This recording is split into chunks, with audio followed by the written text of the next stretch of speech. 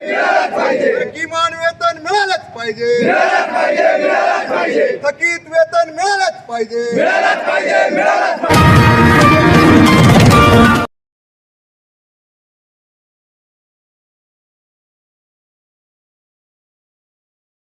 नाम Tukaram Sonje, doctor DL Karad, इनके माध्यम से मैं CITU का राज्य का काउंसिल मेंबर हूँ और नासिक डिस्ट्रिक्ट का सचिव हूँ. 2 दिन से यहाँ पर कामगारों का आंदोलन चल रहा है. आज इसका दूसरा दिन है.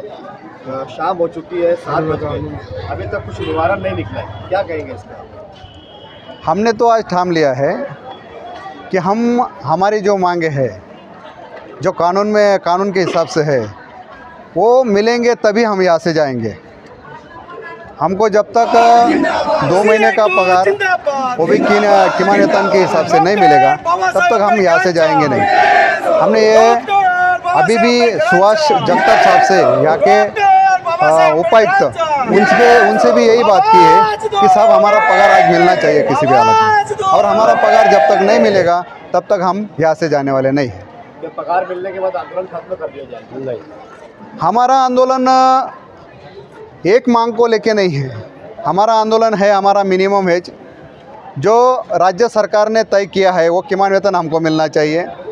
हमको कानूनी जो छुट्टी है, हर महीने में जितनी छुट्टी बनती हो छुट्टी मिलनी चाहिए. और हमारा जो बोनस है कानून के हिसाब से, वो बोनस सभी कामगारों को मिलना चाहिए. यहाँ पे और जो मांगे हैं, यूनिफॉर्म हो, शूज़ हो, SIPF हो, ये सब मांगे के लिए हमारा लड़ाई चालू रहेगा. जब ये सब हमारी जो सुविधाएं जब अमल में आएगी तब हम हमारा आंदोलन ख़त्म करेंगे. इस ताल्लुक से बात हुई आपने कोई ऑफिसरान से? इस ताल्लुक से 2 दिन पहले भी निवेदन दिया है, और आज हमारे श्री यहाँ के जो आयुक्त है गोसावी साहब, उनसे भी बात हुई है, और उनको भी यही कहा है कि हमारा ये आंदोलन जारी रहेगा जब तक हमारी जो सुविधा है जो हमको मिलती नहीं है तब तक ये आंदोलन चालू रहेगा. आयुक्त ने आपको क्या जवाब दिया, क्या आश्वासन दिया? आयुक्त ने तो फिलहाल यही कहा है कि हम फिलहाल अभी 2 महीने का जो आपका पगार है वो करने के लिए हमने RTGS किया है. तो RTGS हो गया है, लेकिन फिर भी पगार अभी तक आया नहीं है. तो ये पगार अभी भी क्या हो रहा है हमको मालूम नहीं है, लेकिन हमने पगार लिए बगैर हम जाएंगे नहीं.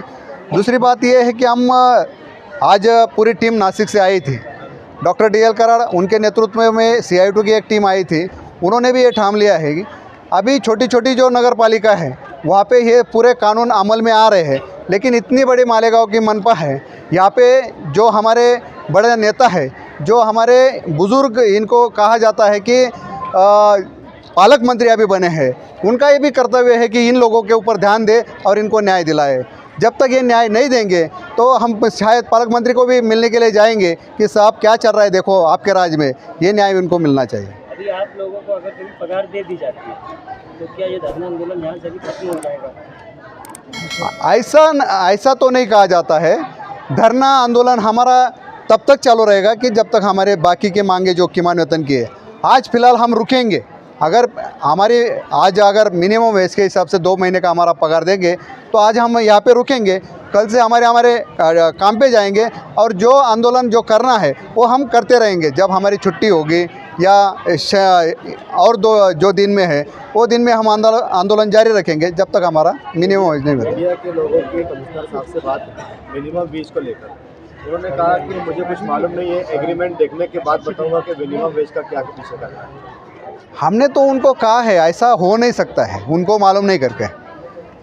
यहाँ की हर प्रशासन नई भी आई तो उनको पूरा देखना पड़ता है मनपा का कारोबार क्या है, उनको पूरा पढ़ना पड़ता है कि यहाँ क्या चालू है.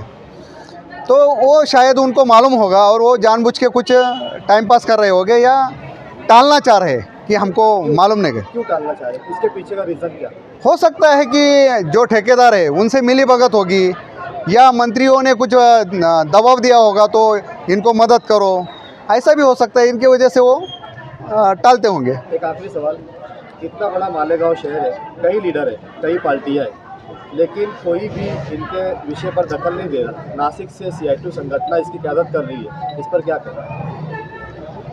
ऐसा कुछ नहीं है.